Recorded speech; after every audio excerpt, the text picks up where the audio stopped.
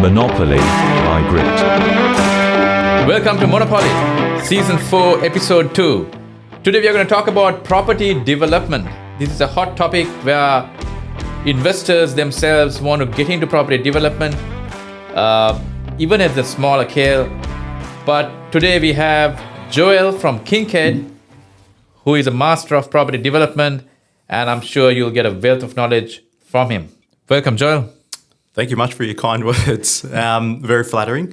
Any opportunity to talk about development for anyone who wants to listen, I'm always there to talk about it. I love the industry.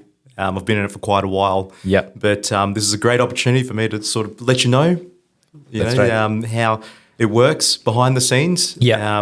You see a lot of beautiful, glorious developments out there, and 9 times out of 10, they are unbelievably hard to deliver. That's right. So there's always speed humps involved. So before we get into property development, have you played Monopoly as a kid? I have. There's quite a few iterations of Monopoly now, which is great. So it's good for the kids. Yeah. But yes, definitely played as a kid. I know the ones I've always tried to get, the little green ones, I think they were. Oxford Street, Bond Street. Love those ones. But yeah, great game. And it's actually a really good game to get your kids working, how to use money, how to exchange money. Yeah. Values of property. You can trade the property. Yeah. What a fantastic game. So yes, I have played That game was the brainchild behind this podcast series. Oh, I like that. I like that angle. That's really good. You probably need some more Monopoly things around. That's right. Maybe some dollar bills up there or something. I don't know. All right. As we talk about property development, it's, as you said, we see beautiful buildings, but there's so much of work going behind the scenes to make that happen. And that's what we are here to talk about. What are the do's and the don'ts and the whole thing. So on a property development project, there needs to be a lot of planning involved. Otherwise, you can't get that into fruition. If you can share some inputs on what has to go through the planning phase of a property development project. Of course. Well, there's planning. It's so wide. That's a very wide-ranging question. Yeah.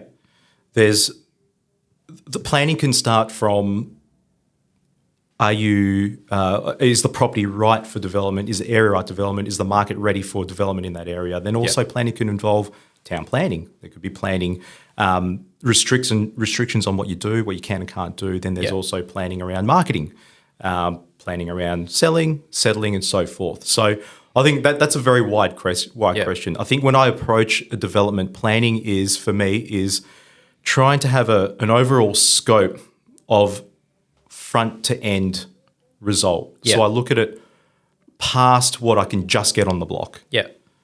I try to understand the planning process. That's a very integral part of what you can and can't do, and it governs what your outcome is on a gross realized value outcome. Yeah. So I think the way we plan, we try to risk mitigate. Yeah. So we try to reduce the risk, and it starts from talking to professionals. Other professionals and professionals who are specific in their field. Yeah. A good starting point is always a town planner. Exactly. Also an architect. You need to know what you're trying to get on the block. Yeah. Then you need to know, do the policies allow you to get that on the block? Yeah. And then that helps you guide you through your feasibility. Yeah. So that's planning for me for a development. That's what that means when you ask me the question. Town planning is critical, as you said. If you're dreaming of a high rise and if that particular plot can accommodate only 6 or 7 floors, then yes, yeah, absolutely. So that's a reflection of your feasibility. So you need to understand what you can get on there. So look, I'm looking at 100 sites every day almost. Not every day, but you know what I mean. I've seen a lot of sites. So what happens is the first port of call, you need to know a little bit. Yeah.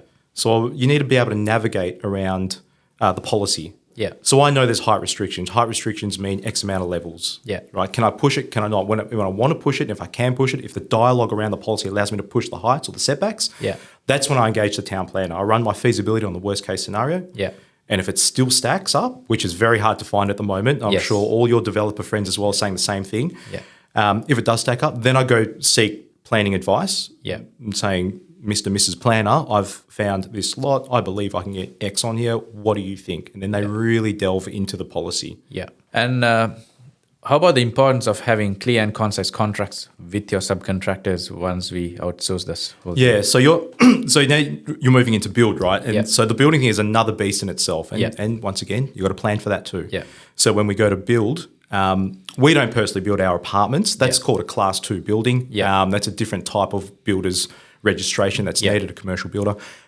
We typically would engage a project manager. Yeah.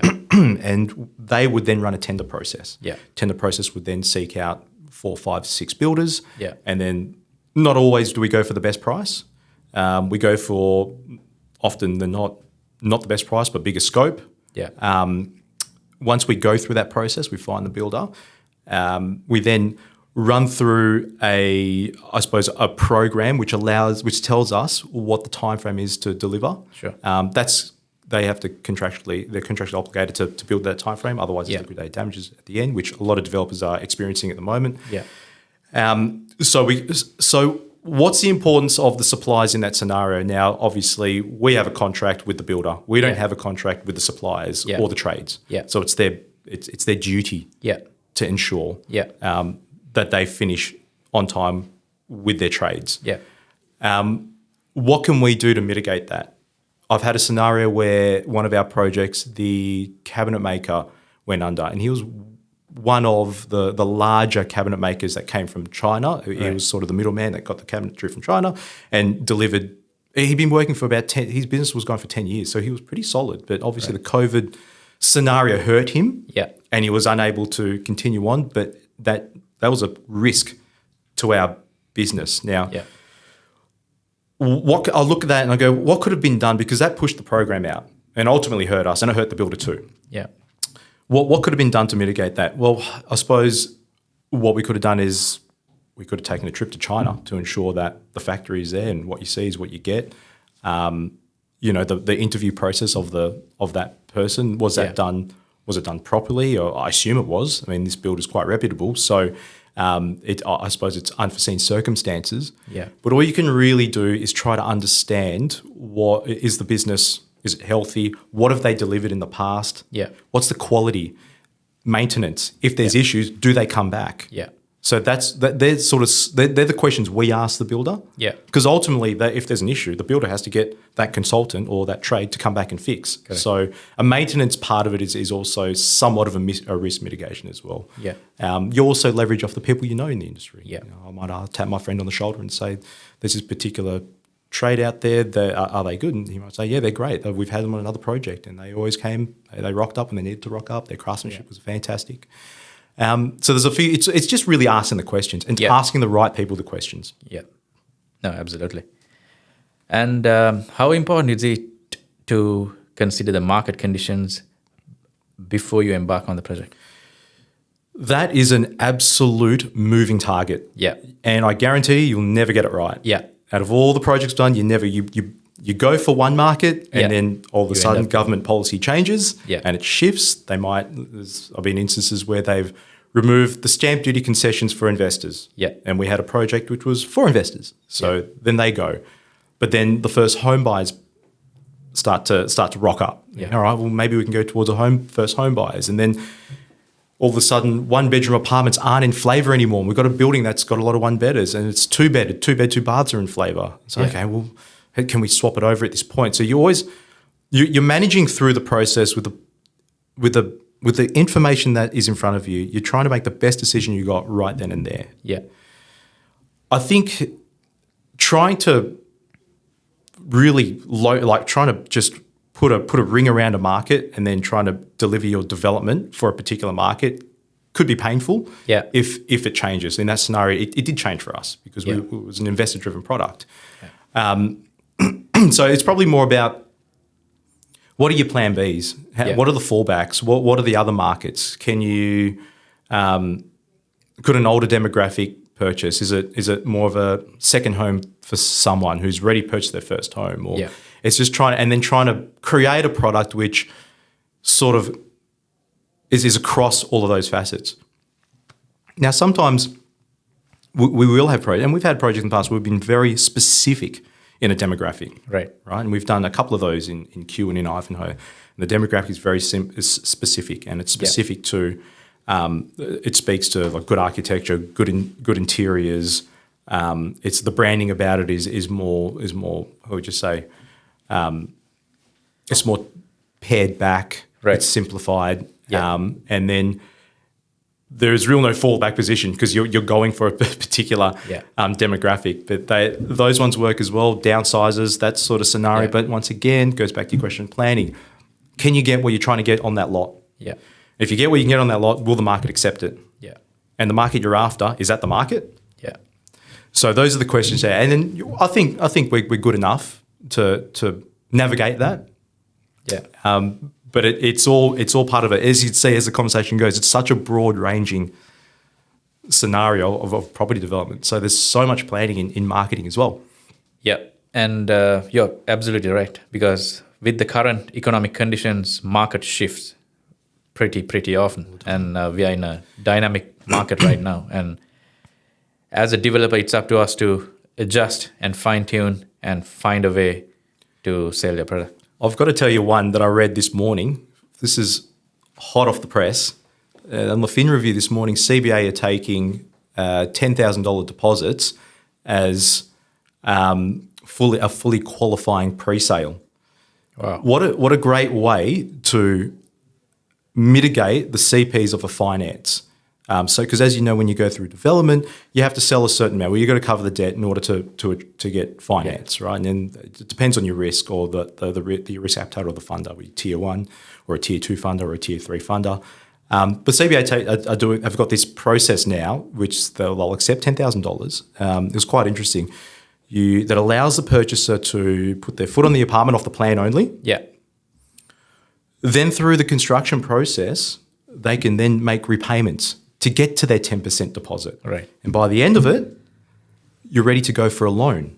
So then you go for your mortgage loan. What a great incentive, because now all of a sudden, it's always been hard to get pre-sales. And off the plan, we've had no favours from any government entity to help developments get off the ground to meet CPs of finance. Yeah. Right? So condition precedence of finance, which unlocks the funds. Yeah.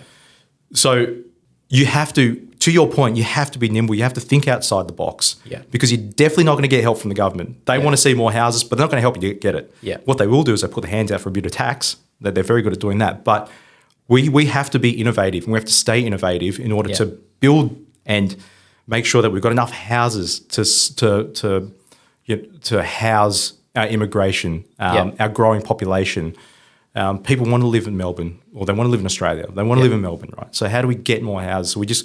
We have to try and always be thinking on our toes, and think outside the box, push the boundaries, because we know we don't get help from a lot of places. But the private sector will a lot of times try and work it out and figure it out and really ask obscene questions. And then like that one right there, I would never have thought in a million years you'd be able to lock a qualifying pre-sale for $10,000. So if that actually comes into fruition, fantastic. Hats off to CBA and whoever the partner is who's putting that together. Right. So what a great incentive. It has to be the client's money, or the developer? The client will put $10,000 down. Right. CBA will say to the developer, Mr. Developer, that's a qualifying pre-sale. Right. So get a few more of those, and then you've met your CPs. I assume there's more to it. This was only an article I read. Yeah. And then you're off and running, building the project. That's a beautiful concept. It gets the building started. Yeah. Because sometimes you can do these developments and you could be sitting. If the market shifts, you could be sitting for years trying to make pre-sales. Yeah. So you can unlock funding. Yeah. So we need to find ways to get there quicker, to get these buildings built, so we get some roofs over some heads. Yeah, that's right. Say, for example, someone wants to do a small project, 3 to 4 units. What should be the process of going through in a smaller scale project, especially picking up the location and that little bit of planning? There's plenty of things you need to consider on a 3 to 4 townhouse site or a 3 to 4 apartment site, whatever it may be, what you're after. It still goes back to, can you actually get what you're trying to get on the land? Yeah. I think a common mistake is assuming that the house 5 doors down has 4 townhouses on it. Yeah. So I can just go get 4 townhouses on it. Yeah. Right. So that's probably a bit of I would look at that and say that's a risk, although it is a precedent, of course, right? And it helps your cause. Yeah. But you need to consider the current planning framework and the current policy because they do change. Yeah. So you can, at that point, I would say, you put your foot on or you'd have a look at the land and you do your due diligence. You don't just go buy it and then, all right, I can get 5 because Mr. Smith got 5 or 4. Do your due diligence. So that's when you do talk to, saying before, that's when you do talk to a town planner. That's when you do talk to an architect, get a plan mocked up, and you can engage an architect to say, look, that guy's done it down the road. Can you also have a look at some planning policy? Because they've got knowledge on planning policy as well. Yeah. They will know a little bit. Right. Not to the extent of a town planner, but they will know a little bit. Then you get your town planner involved and they will say, yes, you can, or the policy has changed, so no, you can't. Right. Right. So due diligence at the front end, understanding what you can get on there is important. The other piece to that is understanding what is the market. Are you in an area where you need to go for a lot of yield, or are you in an area where you pull back the yield and you have bigger homes? What's going to give you a better net result? Who's your customer? Who is your customer? Yeah. You have to. And then it comes back to the comps. Yeah. If you're seeing some high comps, it's very easy. Jump on REA, hit sold, go to the suburb. Yeah. And you might find, oh, gee, I should make these houses bigger because 4-bedroom homes in this location sell a lot better than 3-bedroom homes. Yeah. So it's there's a wide range of issues you need to consider. Yeah, absolutely.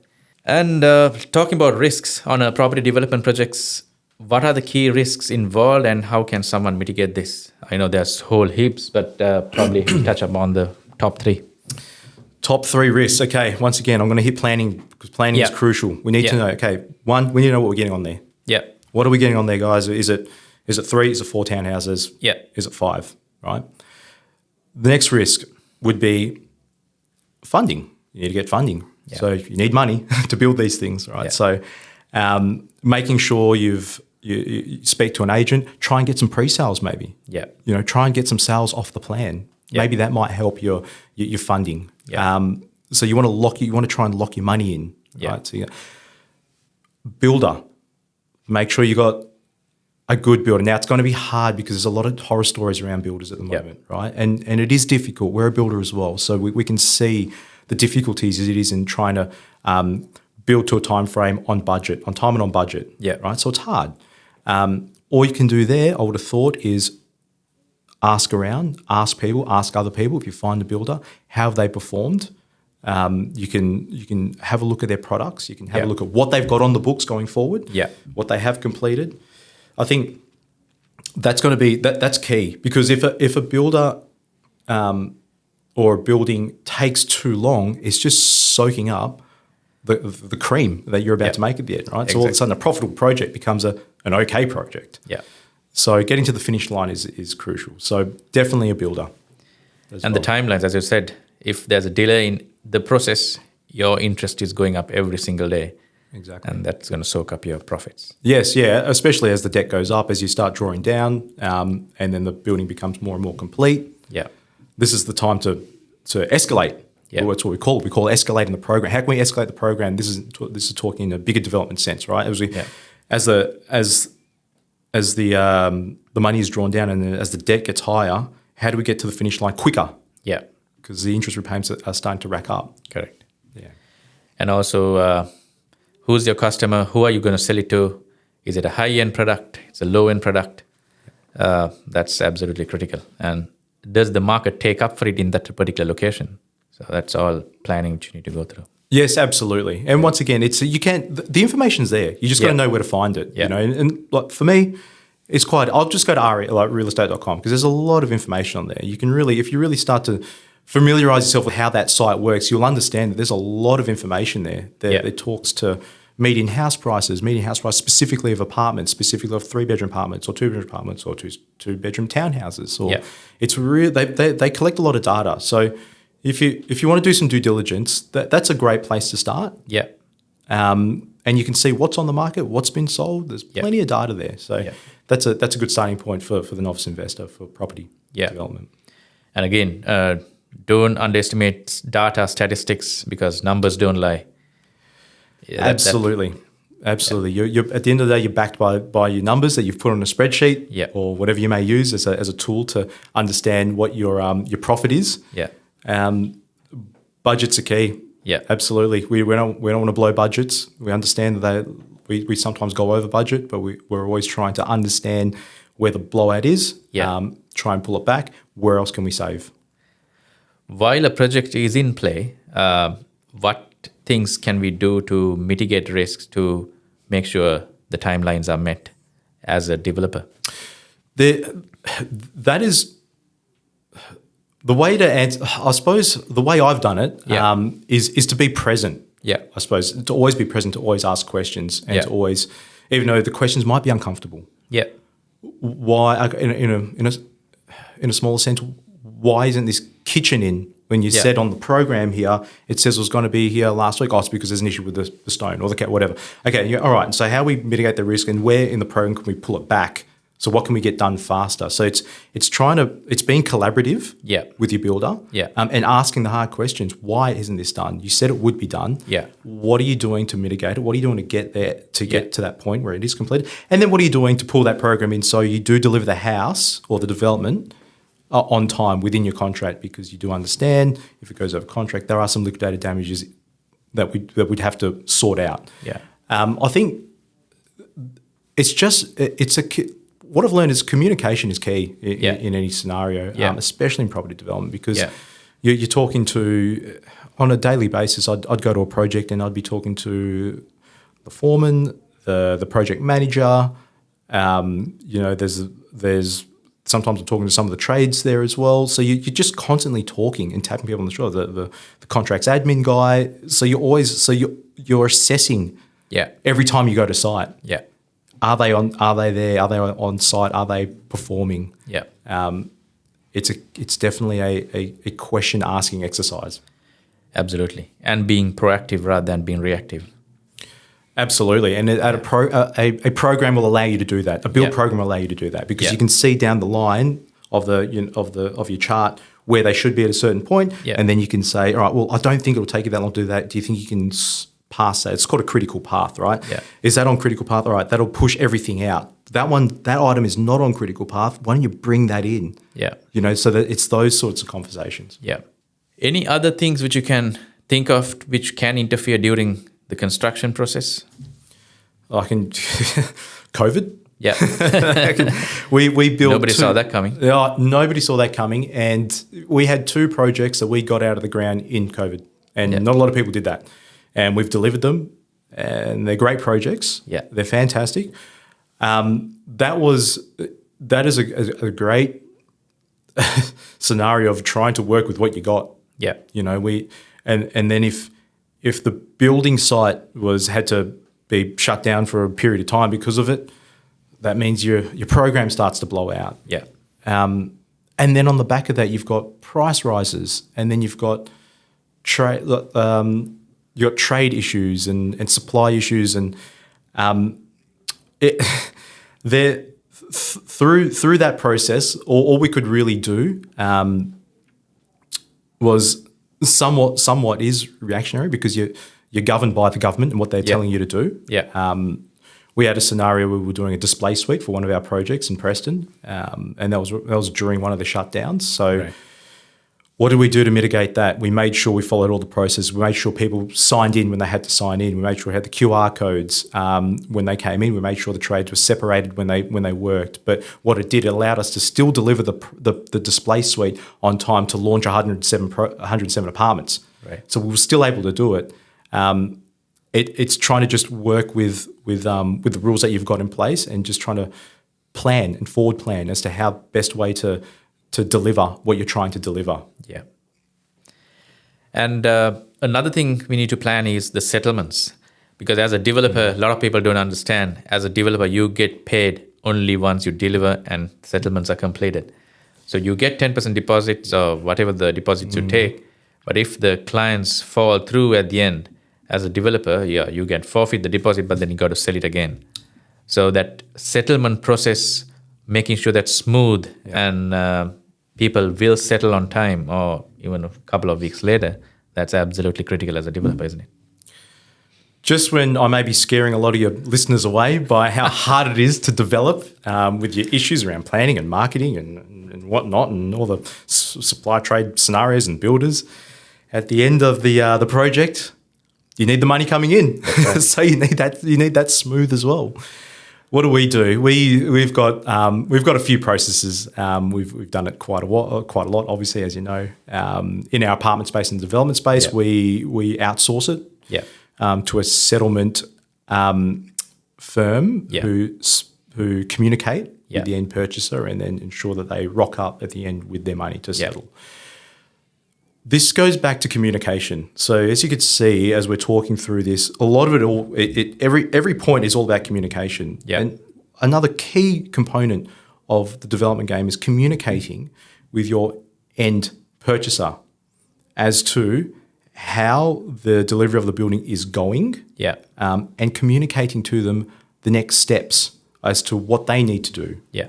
They need to sort funding out. If they're drawing equity, they need to sort their finances out, and they've got a time frame in which to do so. Yeah. So it's important we have our settlement agency have a database of all our purchases and a communication plan. Yeah. And the communication plan spells out very specifically in steps. Yeah. You're at stage 1, this means this. Stage 2, this means that. Yeah. Stage 3, you need to come and view the apartment. Yeah. Then you need to talk to your bank. So there's all these steps to ensure that the purchaser rocks up on the settlement day and then and settles. Yeah, there's no other real way to do that other than just communicating and making sure that they understand and making sure that they're receiving the communication. Yeah, and that they're reciprocating with asking questions. So we find the most successful projects we've had to settle have been the ones where the purchasers are actually up and about and asking questions.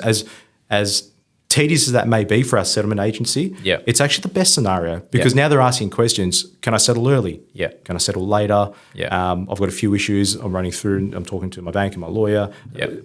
I might have an issue here or I won't have an issue here. So communication is on both sides of the fence is really important. And when they do come and they do settle and they're happy with their purchase, it's a glorious day because you've just gone through years of anguish to realise a vision, a built form, which you think and I believe our built form always adds to the neighbourhood character, and so it's such a beautiful way to end a development, right? And they're actually happy about their purchase. No, 100%. Communication is the key. Even if they can't settle, if they have issues, as long as the developer knows that, then we can plan around that or whatnot. Yeah.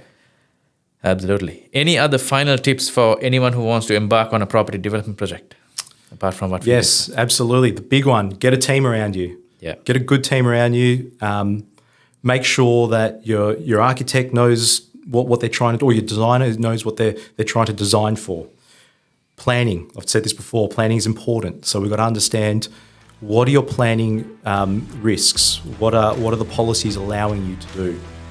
Understanding what you can get on the property first before you actually put your hand in your pocket is just key. Not assuming that you can just get what you think you can get. So relying and falling back on the professionals within the industry, I believe has helped us as a business, Kincaid, grow to where we are because we've got a good circle, a good team. Now, I understand we're doing large projects, but there was a time when we were doing small projects. Yeah. And we had a smaller team and we had a good team. And we still do. So it's getting a good team around you, giving you good advice, and arming yourself with knowledge. Knowledge is power, we all know that. Arming yourself with the knowledge of these consultants who can guide you through the process, especially if you're not a full-time developer. Yeah. You should be asking questions. Yeah. I love that. Thank you so much, Joel. It was very insightful. It was very educational. There you go. Property development do's and don'ts. Monopoly by Grit.